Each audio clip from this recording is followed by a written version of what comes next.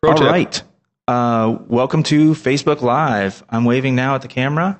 So is Alex. We are officially started. I'm going to double check that everything seems like it's working here because this is our first episode that we're doing live. And we should be good to go. Oh, that is distracting, seeing my motion from 20 seconds ago. I know. There's a bit of delay is what Alex is talking about. Everyone else will look at this and think, I have no idea what you're talking about. There's no delay. Hey, Dylan Paul is live now in CIF members. Table, that's going to show up in 20 seconds. Okay. All right. I made some notes last time. We didn't do this live last time. Last time we took questions on Facebook. We recorded them and then sort of edited them together in answer form and posted them as replies. So you can go back and look at those. Maybe I'll put that in the comments. If I'm savvy enough to do that while talking in the middle of this, I'll put that somewhere in the comments to the link to the last one. But you can search through the CIF members. At the moment, this video is should only be able to be seen by CIF members, people in that page. I don't remember how many people that is, but 400 or so. Mm-hmm. And what I put notes in last time is people probably know who Alex is. We can get further into that, but I didn't really talk about myself. Introduce myself last time. And you were a fascinating gentleman, and I mean that. Thank you. But, well, I guess I don't know how far back to go, but I haven't really thought about this. Maybe I should have. But I'm from Columbus, and up until the last 4 years, I spent the last 4 years in Fort Myers, Florida. Actually, Cape Coral, but Fort Myers is the most recognizable city there. And I went to Ohio State. I have a degree in business, entrepreneurship specifically. So I'm a small business guy. I love the Idea Foundry. I was first found out about the Idea Foundry. I took a class at, did we talk about this last time? I don't think so, but No. At Adlai, I took the bladesmithing class in his driveway, in his garage. That's at Adlai's house. Yeah, Adlai's house. And that was years ago. And I was involved. I took a couple other classes at the Leonard Avenue location of the Idea Foundry, and then really got involved. At the first real meeting I attended was the meeting to move to the corrugated location. So I've been really involved. I had a studio at the corrugated one, and ever since that move, and obviously excluding the last 4 years where I wasn't here. But, well, yeah, I got a request to turn up the volume. Thanks, Rick. Ooh. Turned it up a little bit. That was something we were talking about. Listeners now. There's no way for us to hear it. We hear our own volume, but we don't hear that volume, the output. So hopefully that did it without sounding too crazy. Anyway, yeah, so I'm a maker. I do websites. I do podcasts. I build things. I used to teach welding at the old shop. I worked at COSI for almost 10 years, 8 years or so, making things, making exhibits, building things. It was a great job. That's how I got into really making things and all that stuff. But yeah, I love it here. Actually, I do have a question or two for you, and I would like to spend a few minutes. Yeah. So, and just to talk a little bit about when Dylan and his business partner Levi got more and more involved, I think you guys, I put a lot of hours in each day at this place. I think you guys were beating me for a good long while. You were, as members, paying to be members, paying to rent a studio. You were spending more time there, and a bunch of that time was spent fixing up our space, setting up the welding shop, tidying, greeting members, really serving as kind of staff. And this is something that I've always been a little bit sheepish about, but really grateful for, that we have members who volunteer a lot of their time, and really grateful for that. But so yeah, I regularly say you were one of the few people I think spend more time working on your day job stuff, and by day job stuff I mean revenue generating efforts than I do. But what was, since you did go to school for entrepreneurship, and yet I know you almost first and foremost as a welder, as a woodworker, as an electronics guy, as a programming guy. What was the first thing you made? Were you a tinkerer as a kid, or was this all late in life? Or it's all late in life for me, other than Legos. Really? Yeah. No, I was a big tinkerer when I was a kid. Like taking the phone apart. Remember when we used to have one phone in the house? When it was like the landline phone. I remember taking that apart, so we didn't get calls for a couple of days, and things like that. Like if the toaster stopped working or whatever. Like I have this thing in my brain where I have to understand how things work, and sometimes it's a physical object like the toaster.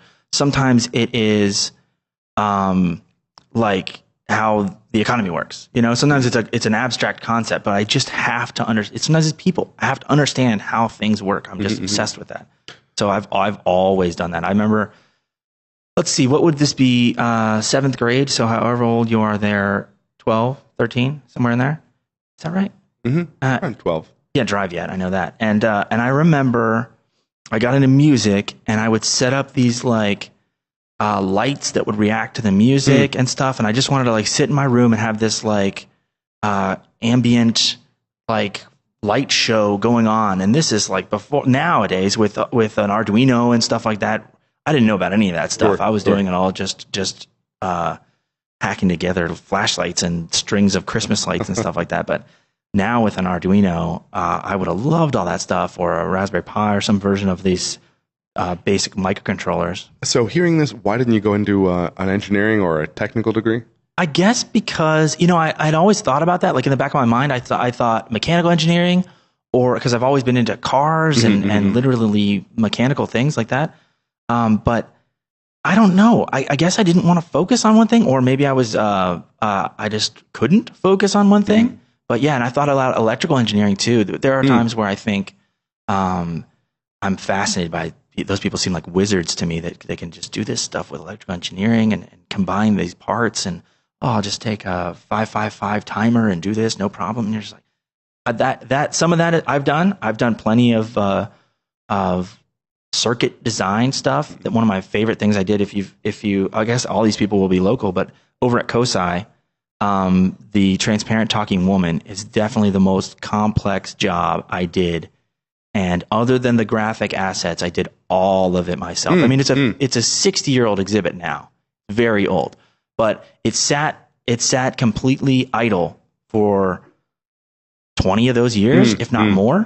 And I was always like, oh, eventually we'll get to it. Eventually I'll get the Transparent Talking Woman working eventually. And, it's supposed to light up. It's supposed to talk to you. You push a button and she'll say, oh, here's my lungs. Here's how they work, and they light up. But now it's a touch screen.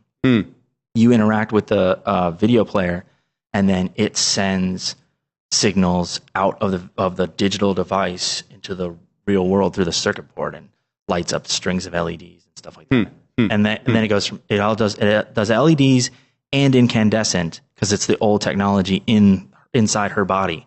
It's very cool. But that was a serious electrical engineering. I don't know why I never actually went down that road. I'm super happy doing what I'm doing, but I guess I just never wanted to focus enough. I always, in some ways, I am jealous of people that have a focus.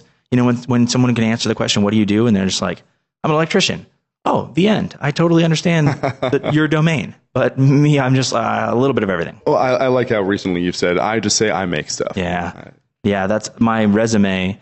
I took a long time, which I haven't done in a long time, but I took a long time trying to figure out the concise message to get across.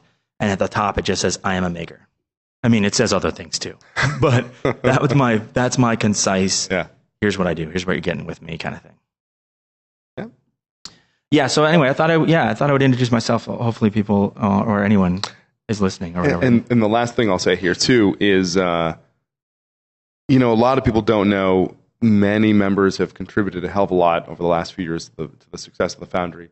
And they don't know that I think you made one of our incarnations of our website, which was live for a couple of years. Maybe a couple even. I used to make websites, and I guess I still do a lot of WordPress stuff.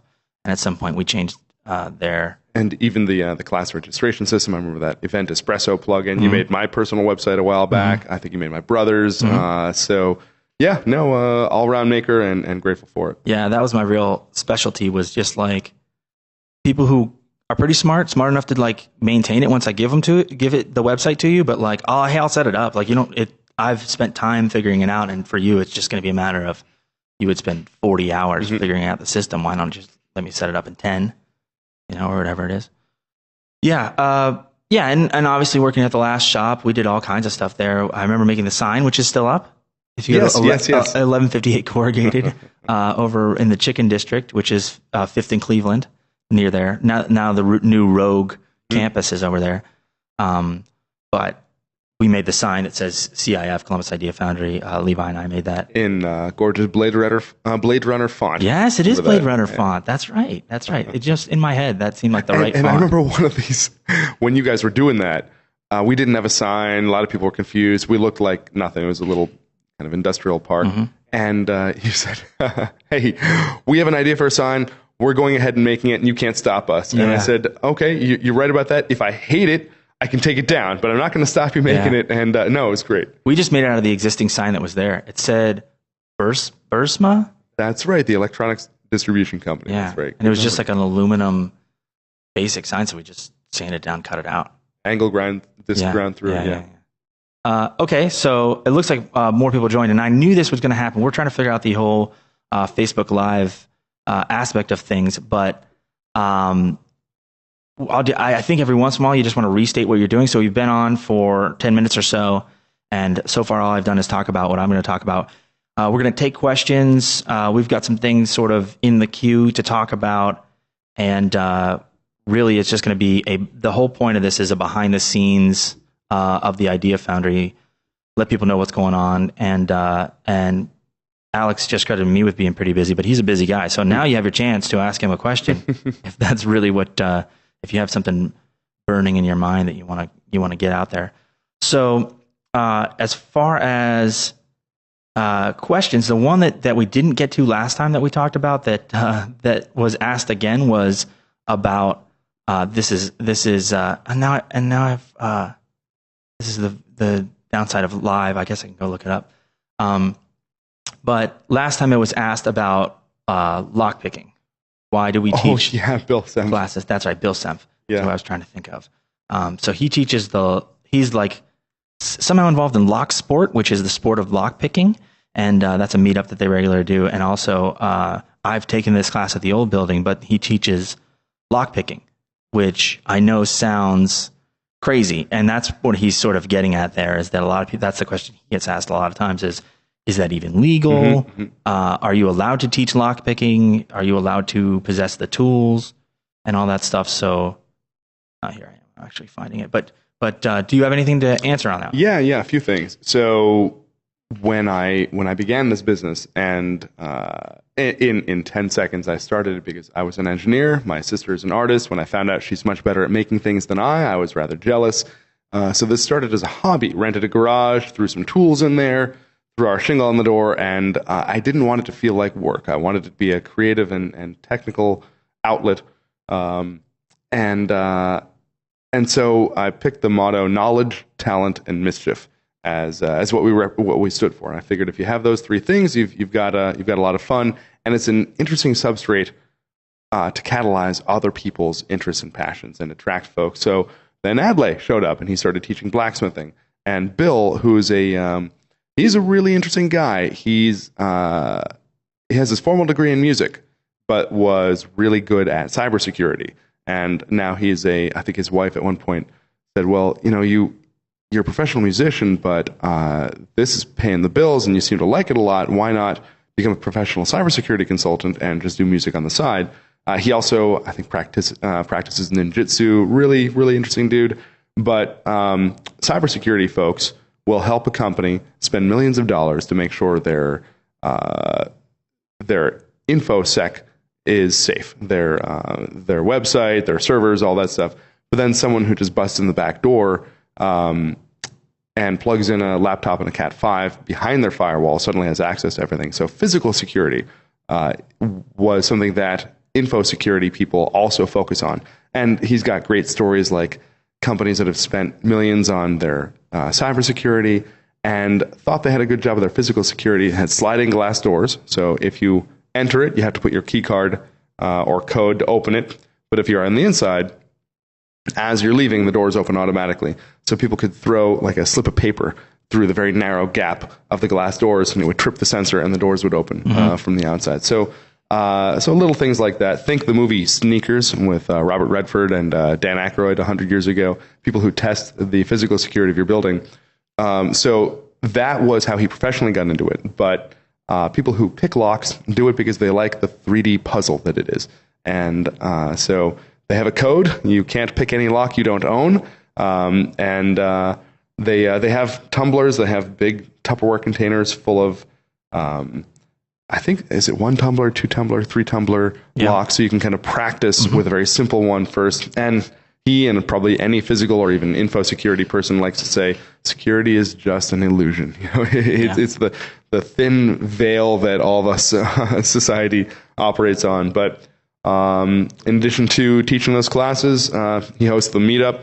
He also likes a lot of beer, so they'll bring a case of beer and pick. And I've taken the class and the meetup, and it's funny how if we meet people out of context, we might say, "Oh, hey Dylan, meet this guy. He's a maker too." We'll immediately kind of bond over that. So I've seen Bill bring visitors by friends of his, and then he'll introduce them to me. And he'll introduce me as, he's a picker also. So pickers are Awesome. lock pickers. Yeah.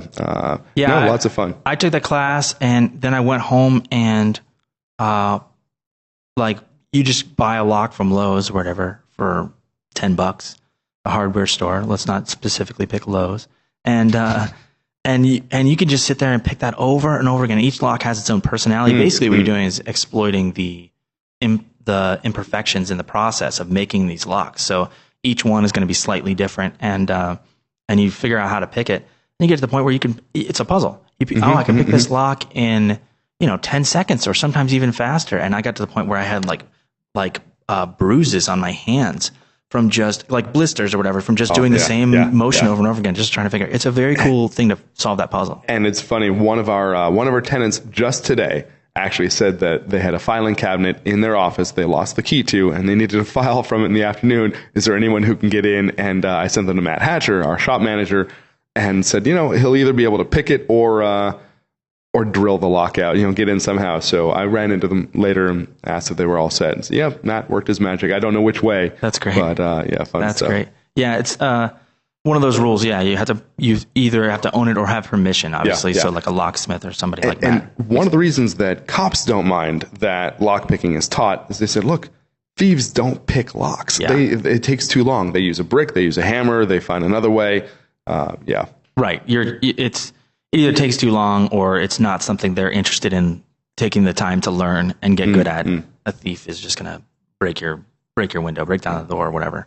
So yeah, it's an interesting look into security, sort of that class, but it's an interesting one. It's definitely a cool class, and it's one of those icebreaker things where if you tell people, hey, this is a class we teach is picking locks, and people instantly are curious about what you're doing. Yeah.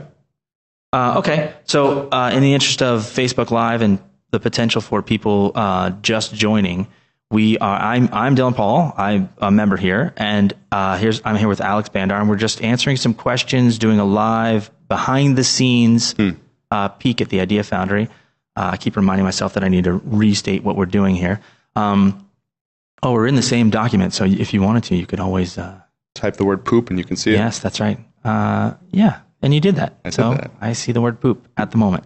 The one thing that I did want to ask is, just because this is a behind the scenes thing, and I thought maybe I know the answer to this. Last time we did this, it was a little not eye opening. It wasn't groundbreaking or anything in terms of that, but it was something. It was interesting to see what you and I know from dealing with the day to day kind of stuff, but maybe that the average person, or that maybe they've rented an office here, or they're a new member and they just don't know the answer to some of these things. So some of the things that I thought that I would ask was, I've heard, I know as the general person, we've heard about the coffee shop in the front lobby area, facing the north side of the building. And now it's just kind of all glass, and there's a front desk there, kind of a temporary front desk, because I've seen that they're working on a new one.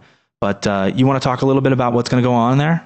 Yeah. I read years ago, and I'm sure you can Google it if you find the quote online, that mathematicians are just engines that convert caffeine into theorems. And I think that humans are just engines that convert caffeine into art, projects, businesses, software, things like that. And so we need to fuel that fire. And Casey, our operating officer, would say that one of the highest correlative factors of how much, and we're going to be a little business-like here, how much a customer spends at a business, a retail shop, something like that, is, or rather, how much money they spend is a function of how long how much time they spend there. I think it's the number one correlation. And so you want to make a place that people want to be, that if they need a cup of coffee, if they need a sandwich, if they need a donut or a bagel in the morning, then we have that on site. And we're not, we wear a lot of hats here. And even though I grew up in the restaurant function hall world, I'm glad to be on this side of the bar. I'm glad not to be doing that. So our investor partner, Christopher Celeste, really suggested that we have some on-site refreshment, sandwich, coffee, juice, soda kind of place. And if we could outsource it, then that'd be the best way. And through a bizarre connection with my old day job, I know, So I know the owner of a local coffee company, and I know they're coming in here, and we decided to announce it publicly only after the construction permits, the dates were filed. So, well, hell with it. I've been telling people it's Mark Swanson of Stoff's. I think we've already filed the permits. I don't know when it'll happen, but our aim is end of June. We'll have a Stoff's coffee shop down in the lobby, and they will have their own baristas. They'll have a fridge with things like soda, things like juice. They'll be able to make a variety of different coffees. And then I learned a word. They'll bring a par of sandwiches and bagels and things like that, pastries. I didn't know that's one use of the word. So we tell them, hey, yesterday we sold 20 sandwiches. We'd like 30 tomorrow. So they said, tell us, we'll bring a par of 30 sandwiches. I wonder if that's related to the golf number. I have no idea. I'll keep going. Yeah. So they're what really impressed me about Stoff's. Not only do they make great coffee and they're great business folks, they've been doing this for 20 years. They're also educators. When maybe 7-8 years ago, I went to Stoff's in Grandview, and they had a seminar on how you make coffee, and taught things like, I didn't realize Starbucks requires so many coffee beans for all of the coffee they're making. They can't possibly rely on one plantation or even one continent to make all that coffee. So in order to homogenize the flavor, you can optimally roast a bean to get the maximum flavor. If you over roast it, it all starts to taste a little bit bitter, a little bit strong. So you've gone past the optimum flavor of that bean. It all starts to kind of taste the same. That's Starbucks flavor, actually. That's why it's quite bitter, strong coffee. So it was a really interesting hour-long seminar with video of where the beans come from for Stoff's, and they have a roaster there, so they call themselves a micro roaster, just like breweries, or you might have a microbrewery. And they're also interested in developing some hardware products for both B2B and B2C. So they're makers as well, and Mark's is business partners with the president of my old day job. So really weird engineering firm. So very strange small town. Well, I know I'm excited because this is something we've talked about since Corrugated. Corrugated kind of have a receiving lobby area there. Nothing like we have now. We are light years different from how the building was at Corrugated. But people had always talked about something should go in here, and that's something that both the public, people that are waiting for classes, people that are just visiting for the day for a meeting or whatever, that's something that the public and the actual members would benefit hugely from, because I'm not sure I know anyone that does anything here consistently that doesn't drink caffeine in some form, right? If it's Red Bull, if it's an energy drink, if it's, Yeah. Speaking of, that reminds me of when I asked for questions yesterday. Questions of your diet came up, and then I think Casey asked or said that she had witnessed you pouring Red Bull into coffee. Oh yeah, which I think needs a name, right? Like Turbo Coffee or something. I something fun like joked that. It was kind of a raspberry mochaccino, but that's no, right. That's a good one. Because it was the raspberry flavor of Red Bull. You're into all the different flavors. I just like the standard, straight down the middle, or sugar free. If you're feeling healthy that day. I tell you, so there's I don't remember when this started, but years ago I remember pouring Coca-Cola onto instant oatmeal in a styrofoam cup just to moisten it so I could eat it and drink the soda. And my friends kind of being a little weirded out from that. these are not problems. If something tastes funny, it's not a bad problem. Yes. On the absolute cosmic scale of being a living organism that needs sustenance, if I could eat batteries, I would. And it's a total first world problem to be so concerned with how things taste. But the way that you eat is like another friend of mine. I think of it as a video game. You're just filling up your energy bar. And, when in those old school video games, I can't remember what that one is, but it's like, what is it? But anyway, you're walking around and you encounter an entirely fully cooked turkey. Sure. And then, like Gauntlet pizza, maybe. Or Gauntlet is perfect TMNT, like that, where you just munch a turkey and your energy bar. Maker needs food badly. That's right. That's exactly right. So that's how I think of how you eat. It's just like, he used to be like that. We worked together at Coastside as Adrian. And it was like any of the food that like people had brought for lunch that was like for everybody, community thing or whatever. And it was just like, okay, he has to bike. He biked like 16 miles home or something crazy. And he's just like, I gotta go. So I'm just putting food in my face and on the way out the door. He's just so funny. I'm just like, he's just filling up the energy bar so that he has enough to get home.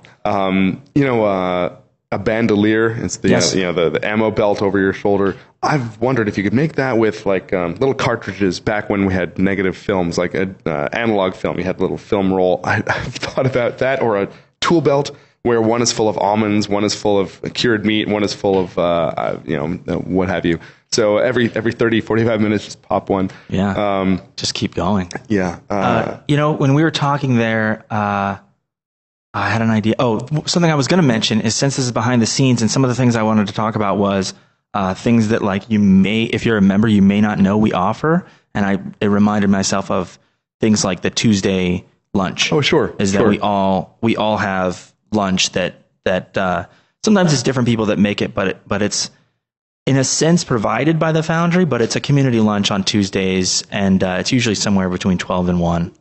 Yeah, that's a great point. So Adlai, of course, our blacksmith, loves to play with fire, and it turns out that folks who like to play with fire in the forge also like to play with it in the barbecue grill. So Adlai regularly would grill. A number of other folks would also grill out on the dock. When it's spring and summertime, it's gorgeous weather, so it's fun to do. And Adlai started taking it upon himself to say, "Hey, I got 10 burgers in the blacksmithing garage. Come help yourself."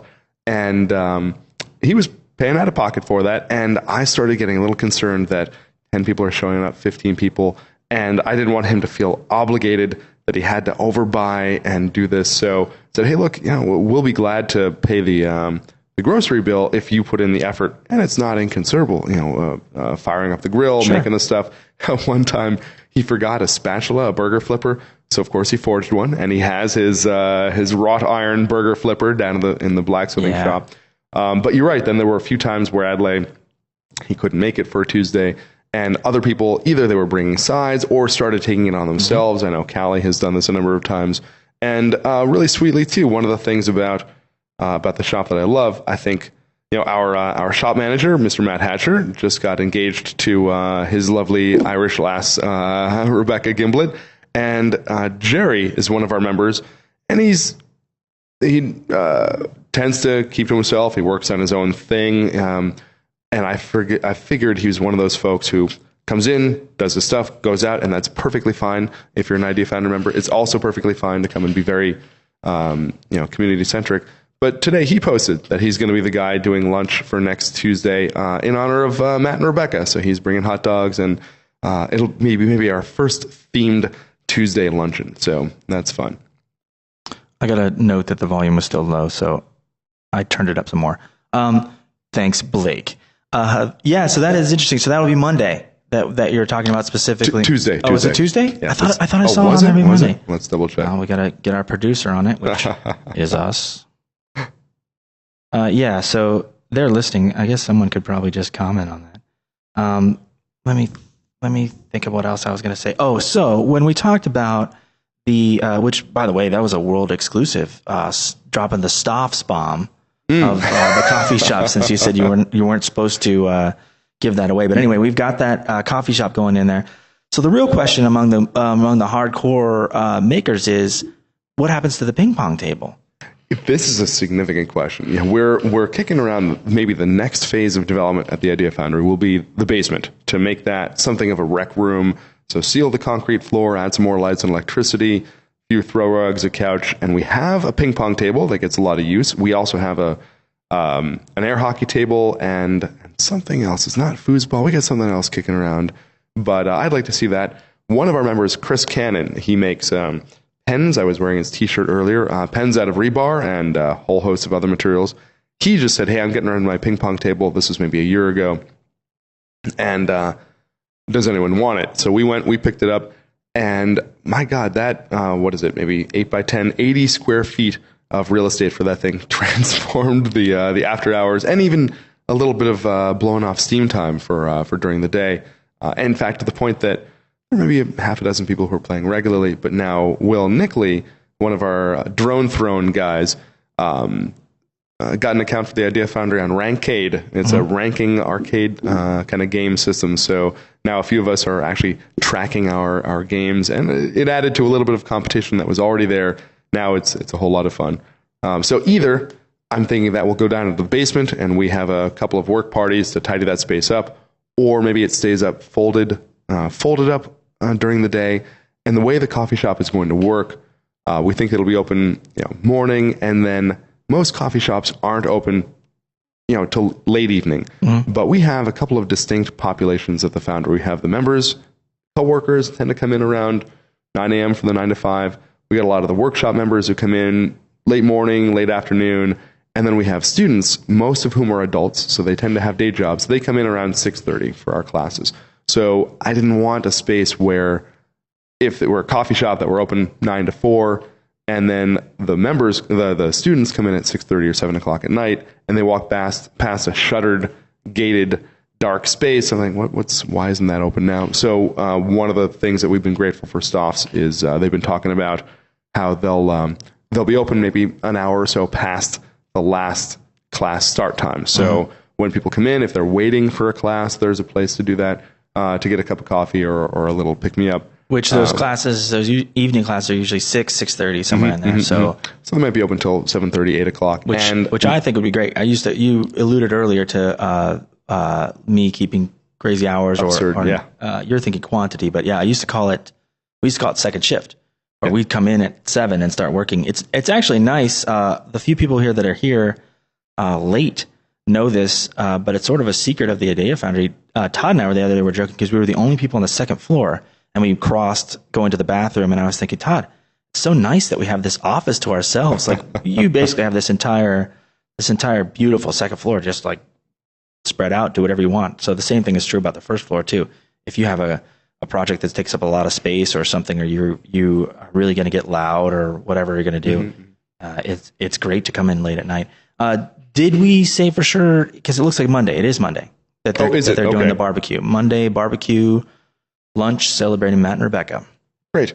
So, but last point about the ping pong table and Stoffs. So Stoffs was kind enough also to agree to how we're going to build the space out, wherein if there is a counter with the coffee making stuff, the after hours gate will shut just the counter down. So we still have the area where the tables will be, where the chairs will be. So it's possible that if you have a couple of chairs and a small table, we scooch that out of the way, put the ping pong table down there, and maybe it's the beginning of a kind of after hours Idea Foundry Club. Yeah, that ping pong table, it's funny too, because we've spent so much time talking about it, but it's like not having it, you definitely feel the absence of it. It's like, oh, now that it's there, it's like, oh, what do we do? It's just like, you've got a couple minutes and I'm sitting here talking to you. Oh, we could just take this downstairs and play some ping pong or whatever. And I've never actually played until here, but I've really gotten into it. It's great. And I got to tell you too, speaking of a first shifter, second shifter, that I'll come in,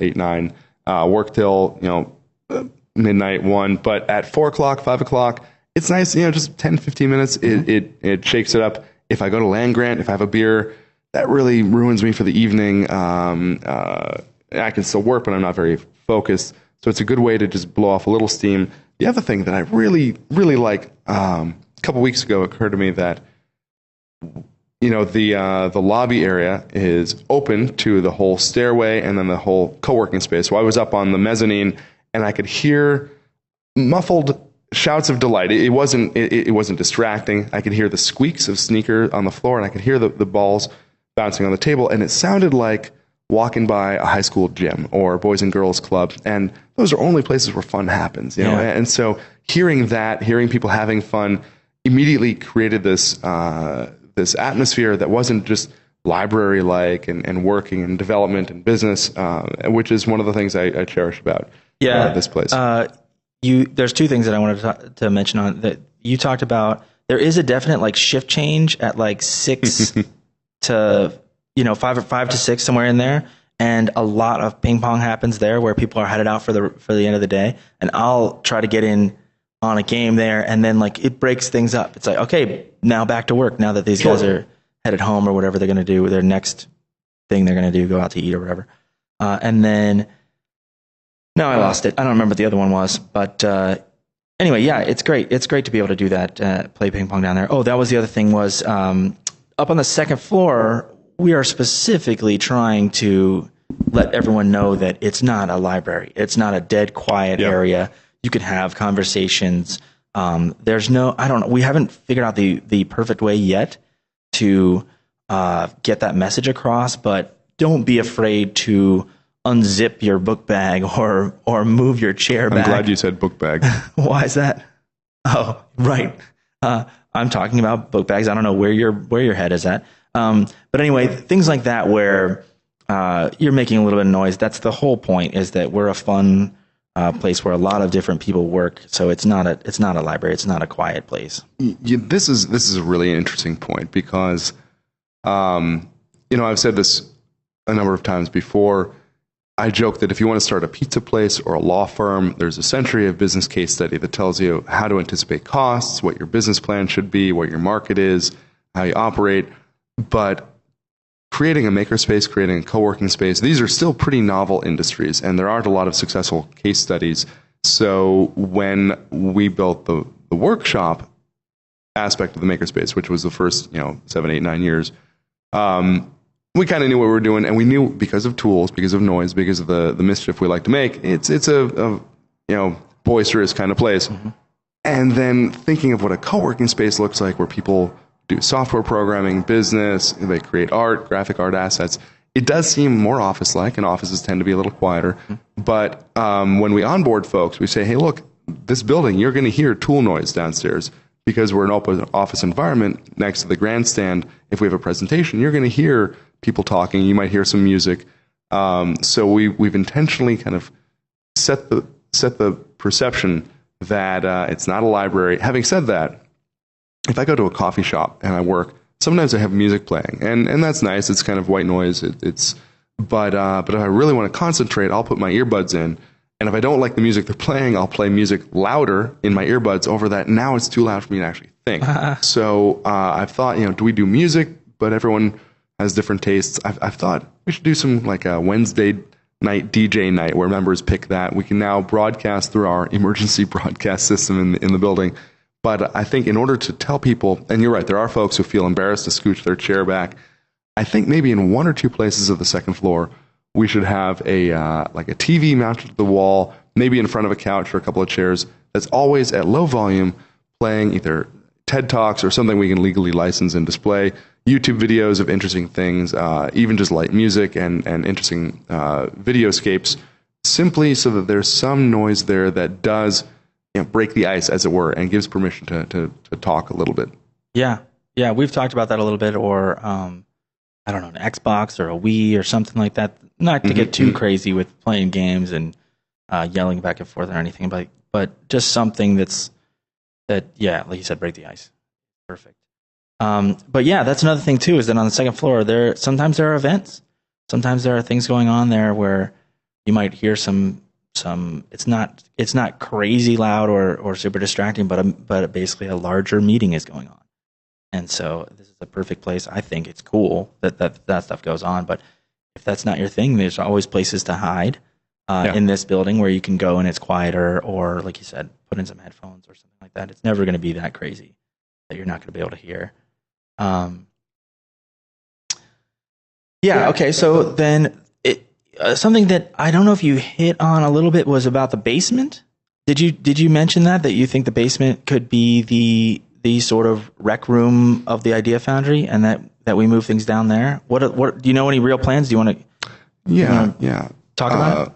So we've, every time we've moved or expanded, we were out of space by the time we've already filled it. So the basement, when we came to Franklinton from Corrugated, we were delighted to have more space than we thought we could ever fill. And of course, like a gas, it all filled quickly. And the basement was a lot of storage. We've gone through a couple of waves of purging that storage and a couple of different business models wherein, each member gets a certain amount of space free, or you just put it down there as long as it's an active project, or you pay for rent. So we're still trying to figure out how exactly that works. But one of the things that I'd really like to see happen down there is a robot fight club. And a lot of folks have heard me talk about this. Jamie Dimon and Judy Dimon were the coaches for the Cougar Robots 4251, and they were a team we sponsored here, gave them free memberships, tool use time. They still raised tens of thousands of dollars for their robots and for things like trips to Australia, where they competed in the World Series and won. They came in first in the world out of 3,000 schools. And it wasn't a fluke. They had come in top 5 the 5 years in the row prior. So they really went out with a bang. And they taught us that it's not just super smart teachers, super smart kids, super smart parents, and hardworking and all that. But the thing that differentiates the winningest robot teams from the more middle-of-the-road teams is, like any sport, scrimmage time, just practice time. And very few schools can afford to dedicate a 20-foot by 20-foot arena with the plastic protective shields, the scoring system.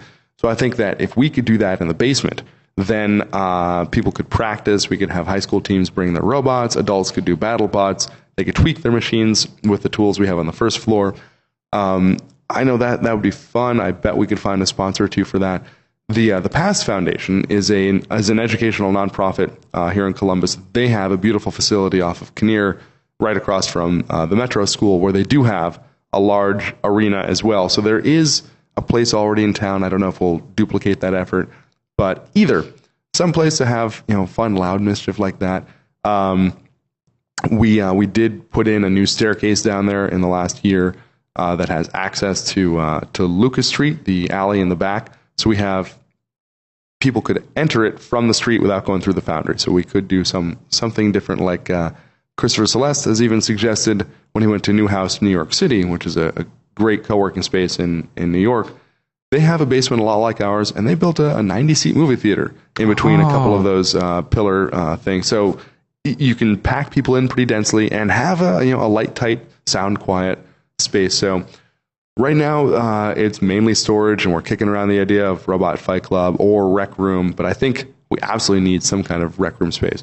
Columbus State also donated for the next year a sound booth that Dylan and I picked up a couple weeks ago, and Henry Bodden from Columbus State helped us put it together, and it's all assembled downstairs. So it's already a strange mix of dusty storage, old sump pump, freight elevator, and then brand new stairs, brand new electric, and quirky sound booth. And did you say gym?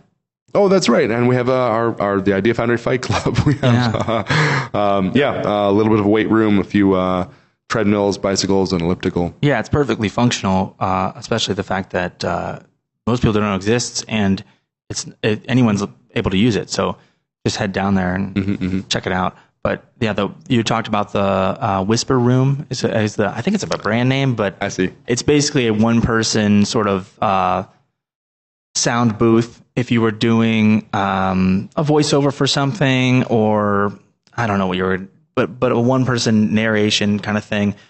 2 people if they're good friends and they both brushed their teeth recently, that would really help out in that spot. But it's a smaller room. I guess they do make gigantic versions of this. That the Columbus State had a 20 by 10 foot space. I mean, I think that's even bigger than this room. It is bigger than this room. Maybe not. It's about the size of this room. Yeah, it's for a full band to do that. I'd also like to see sound design for video games. I think this is why Chris Volpe from Multivarious Games was the one who brokered the connection to Columbus State. He teaches classes on video game design at Columbus State. And so I'd like to try Foley, when you see, a box of sand and the guy's got a pair of shoes and they're making the noise of walking on the beach for a movie. Or if you're doing, apps or things like that, I think it'd be fun. Yeah, absolutely. That when I used to work at COSI, they did COSI overnights where people spend the night there or whatever, and Camp COSI, and that was a class that they used to teach was Foley artistry, and they would show a video about how it works or whatever, and then you would go back and make all the sound and then watch them at the end. So if there are mistakes and stuff, it's all very funny. All right, so the next thing that I wanted to bring up was I'm going to skip if you're actually looking at the document there, but I want to talk about the member mentor program. Oh, sure. I hope that's not a total surprise to you, but that was something that I thought in the interest of bringing up things that if you're a CIF member, you may not know exist, but the basics of it are there are some people around here who are experts in their domain, and if you have questions, which get asked a lot of times on our Facebook stuff, but there are actually people here that are here most days that are able to help. You want to tell people a little bit about that? Yeah, this is a great question and touches on a lot of aspects of this business. So we pride ourselves on teaching theory-light, practice-heavy classes on all of our tools. So learn welding in an afternoon, learn woodworking in a weekend. Clearly, that's not enough to make you confident or even at all competent within just 3 hours. But it'll teach you if you have an aptitude, a passion, if you like it. Normally, in order to become competent and safe enough to operate on these tools, you'd need weeks of training. And so one of the ways that we run our business is we'll tell you, take a few classes and then we'll look over your shoulder the first few times you come into the shop. We're available if you have questions. But we're a resource-limited organization. Christopher, our investor partner, has said, you guys will never have the luxury of being overstaffed. You'll never have quite enough revenue to hire lots of folks. Where we're grateful, the maker culture is such that the folks who are attracted to our organization do tend to like to pay it forward. So if you are an expert, often you like to show the new folks how to do that. And there are a few folks who we have said, hey, you guys are, we respect your talent in the wood shop or the welding shop or on the laser cutter. And we'd like to formalize this arrangement where we know you're already helping people, you're answering questions, you're taking time out of your day, stopping your projects to make sure people are safe, productive, happy. So Eric Linnies and Todd Swigert are two of our workshop members. They teach some of the woodworking classes, and they're our wood shop member mentors. So we have a formal agreement with them where we trade a bit of tool time, and in exchange, they help folks more formally. We don't have anything like T-shirts or badges. Maybe we can get to that sometime. I think maybe either digitally or even by each workstation, we might have a little plaque saying, hey, these are the folks. This is what they look like. So if you have a question, don't feel sheepish about asking them. And Evgeny Dvetsky is our member mentor on the laser. And I think this may be a surprise to her if she doesn't know it. Rachel Shute is our welding member mentor. I know we've kicked the idea around internally. I don't know if I've reached out to her and asked her if she'd like to do that. She already serves as that role. She's such a pay it forward kind of person. Yeah. In general, it's sort of like if they teach a class on that thing, you can ask them. They aren't explicitly the members, like you had said, but that is like sort of your beginning. If you really don't know who to ask, does someone teach a laser class? Then they're a great person to ask on that kind of stuff. But that is most of the time an sort of an unwritten, non-explicit thing about the Idea Foundry, an implicit thing that you can that's the whole point. Is otherwise you can stay home and try to figure this stuff out on your own or watch YouTube videos. But if you want someone to show you how things work or to really give you some hands-on stuff, that's really one of the major benefits of the Idea Foundry. And we've found too, we're not a school, so I thought that we would have to, when we first started teaching classes, I thought we'd have to have basic classes, then intermediate classes, then advanced classes, and I was getting a little worried that we'd have to throw 3 times as many even more than that. Classes on our books, but what we found is that our main value is people come here, they hopefully feel warm and welcome, they meet some friendly people, and then these tools are demystified. And if de-intimidated is a word, then that's what happens. Everything is hard until someone shows you how, and then it's fun. So we show you how, and then people take a deep dive on their own. We found we don't need to teach the intermediate or advanced classes, because once you get over the hump of basically understanding what the tool does, you get a little bit of muscle memory, you understand how you can design for it, how you can use it, then you can take that deeper dive either on YouTube or through our community. You either post to the Facebook page or you just hang out at the barbecue and ask, hey, who knows this?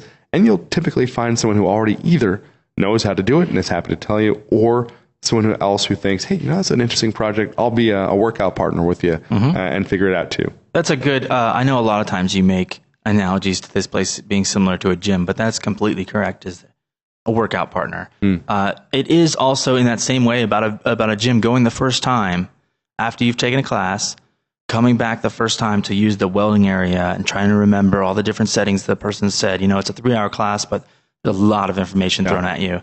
And I know specifically about welding because I used to teach that one. But like any of these classes, I've taken most of the classes in the shop, except for some of the new ones that we have. But it's intimidating coming back the first time. So member mentors should help you ease you into that, but you can always post something on Facebook or whatever. The basic short of it is don't be so intimidated, because it's just going to take some time to get over that hump, and then you'll be fine and you'll be more familiar with the tools or whatever. One little, so we'll chalk this up to the mischief aspect of our motto. When Matt announced to Eric and Todd that we had picked them as the member mentors for the wood shop, they were delighted and we're grateful that they accepted. And he said one thing, one of our members, Chip, I think his last name is Rosenblum. Chip runs he runs steam ups, which are locomotive, like internal combustion race. Anyway, he's a dentist. He happened to have a whole bunch of sample bottles that look like urine sample bottles, and they were clean. He's got boxes and boxes. They're great for storing a few parts, some fasteners and things like that. So he gave Matt a whole bunch of these sample bottles, and so Matt said, yeah, you guys are, we're glad to have you, but one thing, we got to have you do a pee test. And so I handed both of them the bottles, and Todd and Eric kind of looked at each other and looked at Matt like a really? And there was some fun exchange there. But when I showed up the next day at my standing desk downstairs, before we had the second floor built out and I hang out on the perch, I found these 2 sample bottles with yellow liquid in them, one with Todd's name, one with Eric's, and they were Red Bull. And I can attest. Were they? Yeah, well, I posted to Facebook that Todd drinks more coffee than Eric. That's right. They were caffeine heavy from your amateur drug testing diagnosis. Yes. Anyone who's listening, I asked for some questions in case anyone has any questions that you want to ask live. Try to throw us off, catch us on our toes, that kind of thing. One thing that I wanted to ask Alex is something I'm trying to think of. We're still obviously getting the hang of this whole thing. This is the first video we've done live, and I'm trying to think of, do we have topics for these? Do we bring in a guest there occasionally? I have no idea. We'll figure it out as we go. But I guess one of the questions I wanted to ask was, how about plans now that we've got the second floor up and running? What are our immediate plans for the next 6 months? So off the top of my head, what I'd like to do is really grow the community on our new co-working area, and that means kind of connecting a lot of the folks who are joining, whether they're people who rent offices, whether they're coworkers, whether they have a dedicated desk, having a few more events and parties up here, much like we have barbecues downstairs and the Tuesday luncheons. What does that look like up here? And a couple times a month, do we have some big event where everyone's invited? I'd also like to kind of streamline some of the user experience a little bit, but we're still very much in a growth phase in the business. Even though the construction looks like it's done, we're still figuring out back end, what staffing needs do we have, what operations needs do we have. We're still working to be a business that stands on its feet. We're thankful for the investment that we've gotten from our investor partners, but we're not quite over the hump yet, still trying to drive revenue. And that means more classes, more co-working, more events, things like that. But I think with 6 months from now, if I were to paint a picture of what I think the space would look like, we'd have the coffee shop is operating downstairs. We've got a lot more meetups on the books. So right now we have a 3D printing meetup that Ethan Dix has been running for damn near 8 years, I bet. And then we have a business members meetup once a month. The Cap City Biohackers had their meetup yesterday. But I'd like to see maybe a design meetup, maybe a fabrication meetup, maybe a molecular gastronomy, food-based making meetup, and I think some kind of life hacking where folks learn tips and tricks on using your phone, using software, using Gmail. And I know, Dylan, you and I talk a lot about these kinds of things. I know you watch a lot of YouTube videos at 2 times speed and throughput a lot of information that way. I'd love to find out how other people do this. So, yeah, that's an interesting idea. Last time you wrote it down while we were doing this, but that's an interesting idea. I've been talking to a couple people about Twitch for Entrepreneurs, which is basically look over someone's shoulder as they're doing their their productivity, their just general working on their computer, the kind of stuff that they do, and learning the tips and tricks, whether it's keyboard shortcuts is something as simple as that, or I have my other monitor here, or my iPad is on another website and I'm getting information from that. Or, if you've ever seen a high level person that does 3D design, what they're doing looks like magic. And if you just know that program a little bit, it's like, I have a million questions. Like, how did you do that? Or what did you click? Or how do you rotate the canvas so easily? Or how do you quickly do the shortcuts? And Zach Sanderson is a photographer, and I watched him. This is not really related. I think this is before we talked about this, but I asked him, how do you handle when you go all weekend? He does a lot of sports photography. I think he's actually doing it right now. Is it golf? Yeah. Doing a golf tournament right now, and for Ohio State. And you'll come back with thousands of photos, sometimes 20,000 photos. And how do you go through all those and figure out what's good? And he has a cool little setup that he showed me where you're scrolling through them and constantly rating them, and then you're going through and seeing how many you've rated higher. Do we need to pare down more? So it's very interesting, I think, to see how people work and see how people do those things. So I think we could do the same thing, whether what you make is digital or actual tangible object or whatever. That would be a cool service I think we can offer. You could also just do it live and ask questions. The same thing we're kind of doing here. Oh, that's interesting. Hey, how'd you do that? Yeah. Go back. And I've done that. I knew there was I think it's Control-Shift-Down in Excel that highlights all the way down to just the bottom of the data rather than the bottom of the column. And I remember knowing that years ago, and then I was watching one of my old coworkers. He did that, and I literally grabbed him and said, what was that? Yeah. But I think in the same way that YouTube plus GoPro is the way you teach people how to do things physically now. So you can do a time lapse of how you glue a table up or what have you. And then Twitch, as you mentioned, if folks don't know, it's a streaming, it's almost like YouTube for video gamers. So you can stream you playing a video game. And so you can watch other folks gaming. And if you watch on YouTube, if you watch how someone teaches Photoshop, for example, it's very deliberate. It's a little bit slow. This is how you open. This is how you go to file filter. And it's intentionally slow because you're teaching complete beginners. But you're right. The Photoshop expert isn't doing it that way. And I think there's a value to looking over the shoulder of how a professional does it. And I haven't seen that. And I think if we're a place where we're teaching people how to build things physically, and we're also encouraging people to build websites, programming, and we're teaching more and more of those classes here, I think we should have a meetup about sharing tips and tricks for that too. Yeah, we've kicked this idea around forever. It's sort of, we don't know what to call it or how do people know about it is the hardest part, I think, or one of the harder parts. But we've talked about this forever as like tips and tricks or life hacks or something like that, where it's just like, here's like the most valuable thing I've learned or whatever, and just sharing that information and hearing what other people have to say about it too. It's too hard to nail down exactly what it's called or how it's explained. And that actually touches on a funny question. I see, is it Blake saying, what does the idea Foundry look like in 5 years? Yeah, which, Blake, that was going to be my next question. Yeah, I think, so the way people have learned for many hundreds of years is school. Mm-hmm. You go to school for a number of years, you learn something, you get a piece of paper saying you know it. Colleges do that, certificate programs do that, high schools do that. But I think we're seeing a world where things are changing so quickly that even a 2-year degree is a long time. We see code camps where you learn for 4 months, even less, 8, 10, 12 hours a day, 4, 5, 6 days a week But when you graduate, you have a new skill. You can get a job with what you just learned in those 4 or 5 months. I think we're seeing the birth of micro degrees and nano degrees where a 3-day course or a 3-hour online course is enough to teach you a little something. So I don't think these happen at colleges. And you can do it in your living room if you're a motivated person. But I'm still surprised. We have people who pay smart folks like Carlos to teach them how to use Blender, a free design, a legally free software program that they can download for free and then watch YouTube videos to learn for free. They'd rather pay someone to teach them face-to-face. We still are these folks.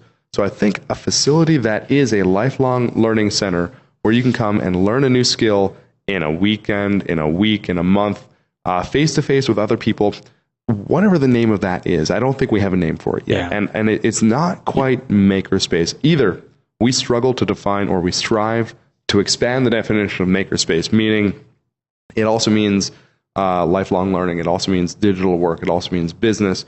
Or there's a new name. And I remember when we were talking to Nancy Kramer a year and a half ago when I said I had trouble defining that kind of facility.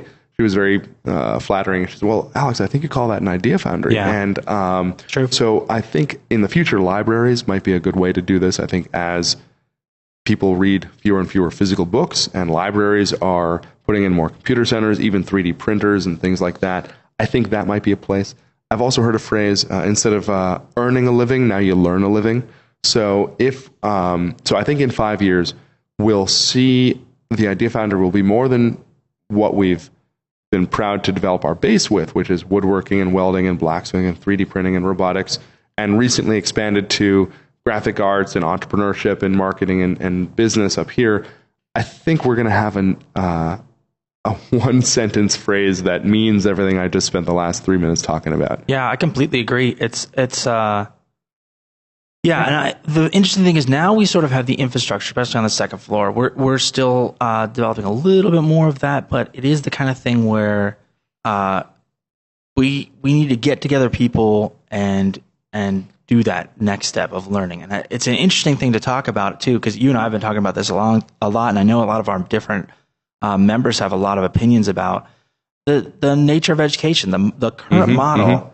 It can't keep up with how fast things are moving. And we all learn from YouTube. There is obviously some gap there, though. I know that there are plenty of things. I'm a huge YouTube guy. I'm a huge, hey, you want to know something? Just Google it, try to figure it out. But there's definitely an even more efficient or effective way where you can sort of learn a little bit on YouTube, but then someone in real life can actually bridge that gap a little bit quicker. Being a part of these meetups and these different groups you had mentioned can really move things forward. And then some of that's also networking, where you get to know these people that make these things or do these things. And if you have a job that comes up, a paying job where you might need some help, there's plenty of people around that you meet through the Idea Foundry.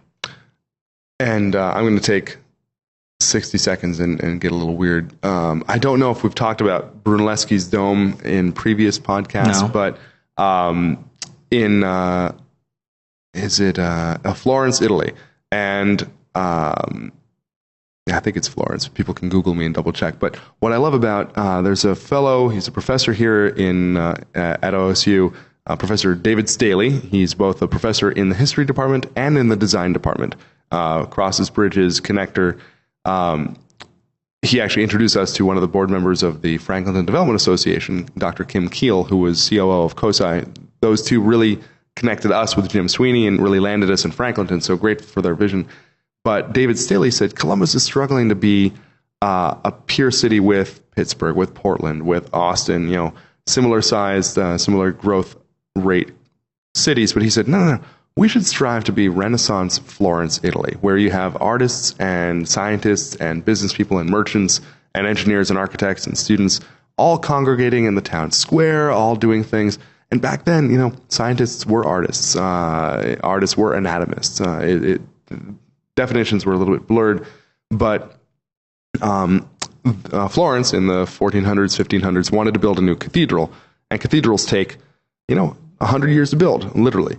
So they had designed I think at the time, the world's largest freestanding masonry dome, and they didn't know how to build it yet. They just didn't have the technical know-how. but they said, you know what? We're going to start building. 100 years from now, when we get to the dome, we'll build everything else. Surely by then we'll know how to do it. And sure enough, 100 years go by, and no, they don't know how to build that dome. And ominously, the wooden model that served as the architectural model, the wooden dome on that model collapsed in the last 100 years. So they said, well, we really got to figure this out. And they put out an actual RFP, a request for proposals, just like people do today, and said, 100 florins to the person who can successfully design and build or provide the proposal that can successfully do this masonry dome. And of course, like every good story, you had the institutional, arrogant person that everyone thought was going to be the one who would get the job. They had a long history of construction and architecture. And then you had the brash weirdo who was I think a jeweler, not an architect. And he said, I can do it. And in fact, he did get the bid, and he did build it, and it's still standing today. And what he did, the reason he had the confidence, there was a time where, well, right now we're grateful that tomorrow we know more than we did yesterday. Our knowledge is growing daily. But years ago, after the plague, knowledge was lost. There were generations that didn't know what the previous generations knew, and they're still operating. Their cities were still surrounded by the ruins of the ancient Romans or Greeks. And so this fellow, Brunelleschi, would spend his time wandering the ancient Roman ruins and reverse engineered the math and the techniques they used to build large arches and to build large pillars. And so he had essentially wandered through this, we'll call it knowledge, in the fields of the Roman ruins, and derived the techniques and technical know-how to build this dome. The reason we just went through that 3-minute weird short path, I think the internet is the same today. I think all the information, in the same way that the Roman principles were embedded in those ruins, the information we need is out there in the cloud somewhere, but it's uncurated. So you have to do that wandering. You have to go and know what you need and then find it. So I think the way to learn in the future will be, how do you architect your question? I still want to donate to the first school that has a class on phrasing a search engine query. But and I think one way to curate that, or to seek out that information, this is what librarians do. They help to archive, to bring order from a whole mess of stuff, which is another reason I think libraries are a good way to scale. And I see Zach making a comment on Facebook. Yes, I'm verbose. So I think the community at a makerspace can help you frame your question in a way that you can derive the knowledge that's in the cloud to affect your project. But I think that's an important point that you bring up, that at this point, what do they say all the time? You hear that like more information has been created in the last year than the last 100 years, or maybe all time up until now. It's like, we need a way to parse this information. We need a way to sort it out and make it not just this giant stream of information that is just too cumbersome to deal with. Because I think that's true. We're finding this out a lot, but I think that this is also, without at all being political, that's some of the problems we find are things like fake news, where there's too much information out there on some subjects or on a lot of subjects. And we now find one of our more difficult problems is sorting through all of the information, through the forest of just websites and all these things that are out there. It's just too much information sometimes. So I found that sometimes when I try to learn something, you're just like, man, I didn't even know all this stuff before, and now I'm just in the weeds. And one of the reasons that I think the nature of learning and the nature of knowledge is changing is that there are people whose jobs it is to go through information, curate it, and develop a curriculum. These are teachers, these are professors. And then they'll come up with a 3-month way to get that information into your head. Now, first off, we know it takes 3 to 6 months for us to prototype a single 3-hour beta class here at the Idea Foundry. It takes years for people to develop curricula for very specific fields and classes.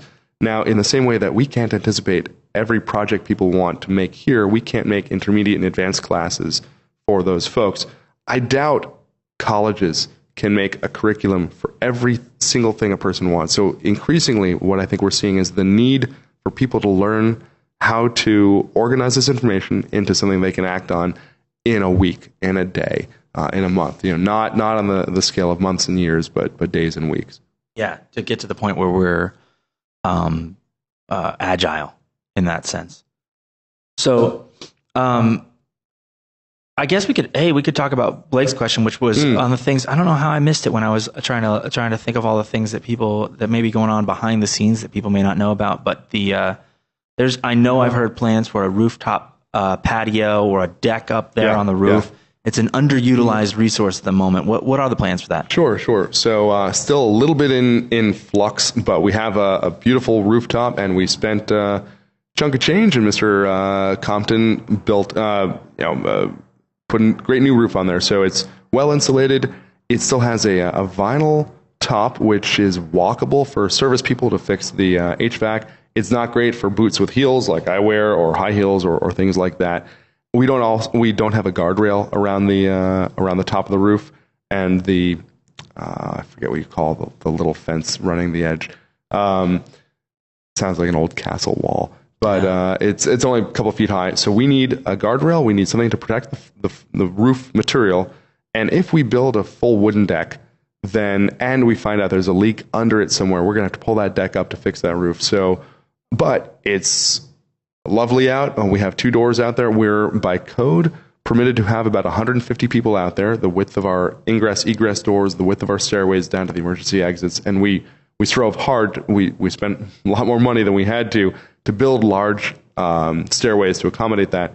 So what I've asked Mr. Matt Hatcher to do is to see, is there some kind of, say, thick rubber covering or even AstroTurf or something that we can make, like a 20-foot by 50-foot mat, that if we do need to get under, we can just roll up. We're not pulling planks up, and have easy access. What can we do to put guardrails up there? I see. Blake answered the question. Parapet. Right? Yeah. Thank you, Mr. Compton. There's a reason you're the GC. Oh, quick side. I opened up a Columbus CEO monthly magazine last night. First page, boom, Mr. Blake, right there. But so we're looking for ways to provide safe, legal, convenient, entertaining access to the roof. And hope to do that within the next 4-6 weeks, certainly before the summer's over. And then I'd love a barbecue grill and a margarita mixer and a red, white, and boom party place. Yeah, our roof is a cool spot. I know that early on, before we even really occupied this building, that was a major part of the tour. We used to take everybody out on the roof because it's great. And now that Franklinton is growing and developing into the awesome space that it is, we can overlook land grant. We can look at rehab. We can see 400 from here easily. And it's a great view. It's one of the best views of the city. I've always said that from the west side coming into the city, downtown proper, is one of the better views. And we can see Cosi at night with all the lights lit up and stuff like that. And that new Veterans building, you'll be able to see from the roof easily. So it's a very cool spot, especially at night, but anytime really. So it'd be a great resource to be able to use. I know people are into that. So can you believe when we did those rooftop tours, we brought people up that yellow ladder and then across a rickety catwalk. Oh, yeah, we've dodged a lot of bullets in the last few years. Yeah, we talked last time. I put a link in the comments of this early on to our last chat, but we talked about the history of the building and stuff like that. It's right around 100 years old, and there was that little like platform before you climbed up onto the roof, and I mean climbed is the right word. Yeah. Now it's a normal stairs, but it's an elevator to the mezzanine. The carpeted catwalk. Take an elevator all the way to the mezzanine, walk around. Yeah, it's beautiful. But at the time, it was you should have signed a waiver. Although we had a I think the first year we moved in here for Red, White, and Boom, we had a picnic up on the roof, and I tell you, we put Nepalese Sherpas to shame with twine rope, bringing a cooler and a barbecue grill up the edge of the roof, and I remember Devin Palmer hand over handing that cooler up. Fun stuff. Yeah. Well, that is a funny thing. I'm sure we won't lose that, but as the Idea Foundry becomes a nicer place, you lose some of those crazy stories. We had leaks for 2 years after that because of all the 100 people up there walking on the old tar. Yeah. Okay, well, we've been going quite a while, longer than I actually expected. So I don't know if you have anything else you wanted to say or get done here. I think in the future, I know that last time it had been mentioned, and this is certainly something I want to accomplish. I'm not 100% sure. I want to accomplish it here in this format as a live video. We like doing the live video Friday. It seems like a good idea. We'll see. We'll sort of test these things out, but we're learning as we go along. But something I wanted to do that was mentioned last time by Rebecca actually, but it was Meet a Maker, or I used to call this Meet Your Maker. So we bring someone in who does the laser, or who's Blake, you came late to the party because I already talked about what I did. But someone who makes stuff, websites, whatever it is, Blake, we could bring him in and talk about how the building got made and stuff. That'd actually probably be a great one. So in the future, I don't know if that's exactly what will happen here, or how that will work out exactly, but we'll do Meet Your Maker or some version of that, and we'll have guests or somebody come in. I'm not 100% sure that will replace this or whatever, but we'll figure that out. Yeah, and I think one of the reasons we're big fans of learning by doing here at the Foundry. There's no learning like doing it yourself.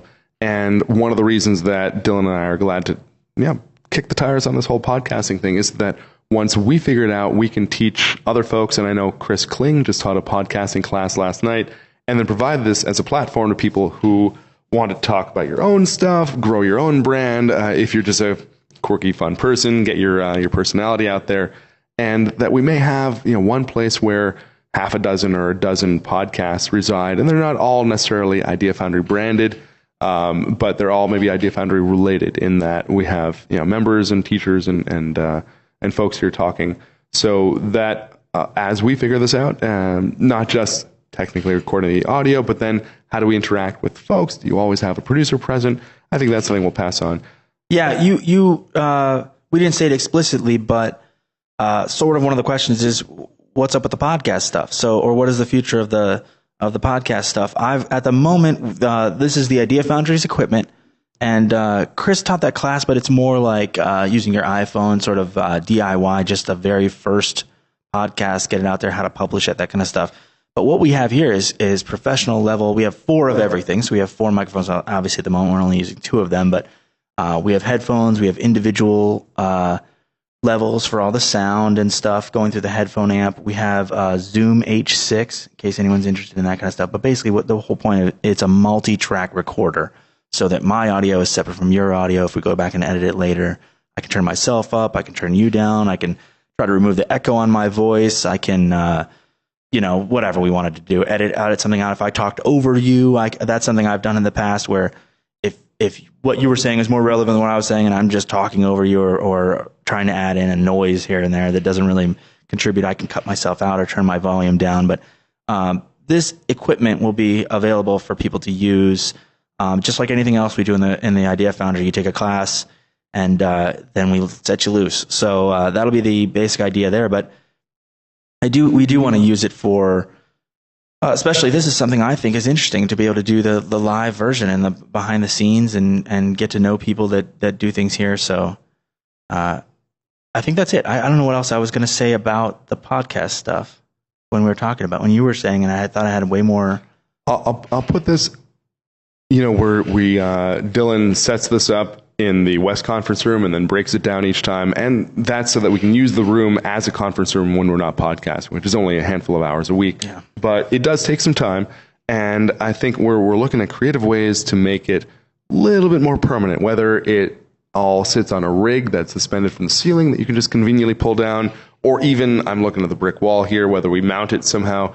But if you are interested in doing your own podcast, or if you're interested in being one of the interviewees, let us know. Either shoot an email to Dylan@ideafoundry.com or Alex@ideafoundry.com, or post the Facebook page. Send it to me. So Don't bother that's Alex a better idea.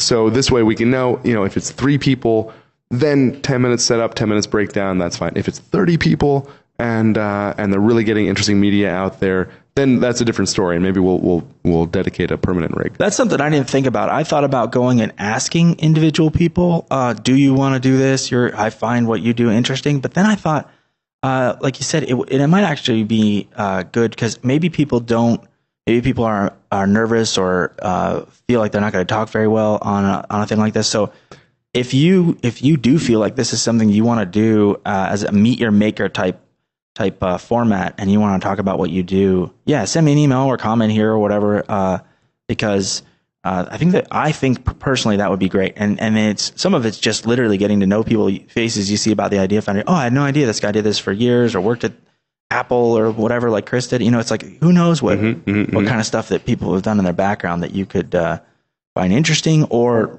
literally use them as a contact for something you're working on. And last comment I'll make about that, I can't emphasize how fun this is, frankly, with the headphones and the microphone, and how easy it is, too. Dylan's a great interviewer. I don't know if that's true. At some point recently, I've just been doing it a ton.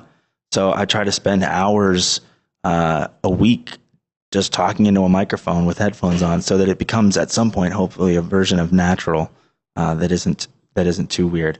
But everybody who's watching can be the judge of that. Okay, so we're gonna go ahead and wrap this thing up. Thanks to anyone who's watched this, and hopefully we'll try it again next week, or maybe even sooner if we have interviewees or something. But we'll figure it out. We'll keep people posted on this. All right, thanks. Thank you.